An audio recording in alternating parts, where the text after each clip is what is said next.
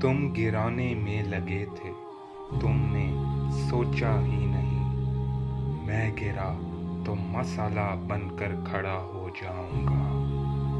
मुझको चलने दो, अकेला है अभी मेरा सफर, रास्ता रोका गया तो काफिला हो जाऊंगा। अस्सलाम वालेकुम नाज़रीन, सभी जानते हैं कि चंद रोज़ कबल जो हुर्रियत लीडर थे रियाज नाइकू, उन्हें मकबूजा कश्मीर पर काबज़ भारतीय फ़ौज ने शहीद कर दिया एक ऑपरेशन के अंदर।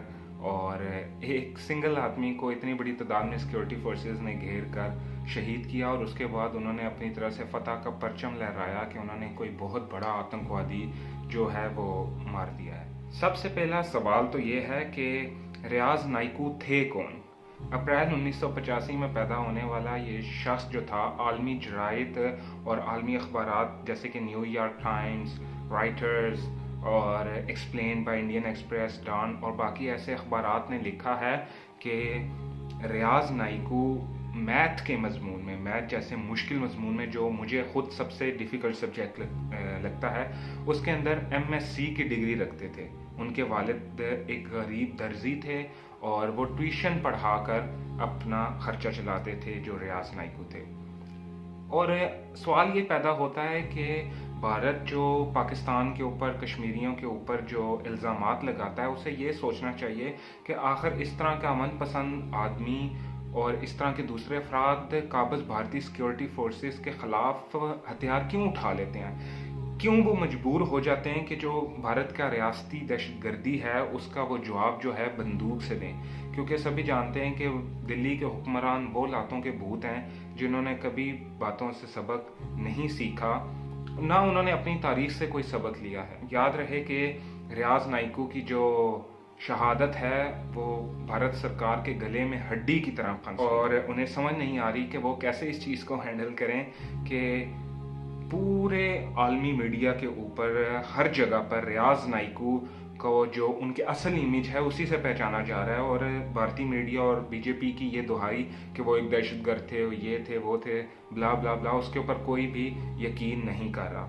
आलमी अखबारात और जराइद ने भी जो सुर्खियाँ लगाई हैं उनके अंदर बताया गया है कि वो एक अमन पसंद आदमी था। रियाज नाइकू कभी नहीं चाहता था, कोई आदमी नहीं चाहता कि वो हथियार उठा के तो किसी तरह एक जुल्म के ख़िलाफ़ लड़ाई करे। पहले वो कोशिश करता है कि वो अपनी बातों से, अपनी प्रीत से कोशिश करे कि जो मद्दे मुकाबिल है वो मान जाए।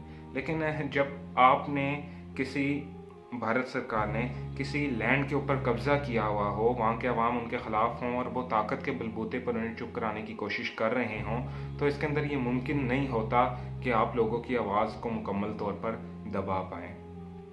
ऐसा ही हुआ, और उसके बाद जो पूरी जद्दोजहद आज़ादी है वो एक नए मोड़ के अंदर दाखिल हो चुकी है। सभी जानते हैं कि अवंतीपुरा, 2 रोज़ कबल अवंतीपुरा के अंदर जो कश्मीरी नौजवानों का एक हजूम था, उसने एक भारतीय फ़ौजी ट्रक का रास्ता रोका। इस तरह के वाक़यात तारीख़ में पहले नहीं हुए। उन्होंने एक भारतीय फ़ौजी ट्रक का रास्ता रोका, उसे डंडे मार के तोड़ फोड़ की, भारतीय फ़ौजियों को घसीट के बाहर निकाला, उन पर तशद्दुद किया और रियाज नाइकू और जद्दोजहद आज़ादी कश्मीर के हक़ में फलक शगाफ नारे लगाए। भारत की मोदी सरकार को और बीजेपी को फ़ौरन ही ये तशवीश लाहक हो गई कि कहीं ऐसा ना हो कि अवंतीपुरा जैसे वाक़यात पूरे मकबूजा कश्मीर के अंदर शुरू हो जाएं। इसलिए उन्होंने एक, जिसको कहते हैं, हक़ाइक़ पर पर्दा डालने की कोशिश करते हुए अवंतीपुरा वाक़े की ख़बरों का मुकम्मल तौर पर ब्लैक आउट कर दिया। किसी ने माना ही नहीं। जो शुरू में भारतीय टीवी चैनल्स पे, अखबारात के अंदर ये खबर आई थी, उसे भी कोशिश की गई कि जितना ज़्यादा से ज़्यादा हटाया जा सकता था हटाया जाए। और आज आप भारतीय मीडिया को देखें, उनके अखबारात देखें, तो नए आपको उसके अंदर कोई ताज़ा फॉलोअप नज़र नहीं आएगा, क्योंकि उन खबरों को मुकम्मल तौर पर ब्लैक आउट किया जा चुका है। ऐसे के अंदर यही कहा जा सकता है, जिस धज से कोई मकतल को गया वो जान सलामत रहती है। ये जान तो आनी जानी है, इस जान की कोई बात नहीं। मिलते हैं अगली वीडियो में, तब तक के लिए खुदा हाफ़िज़।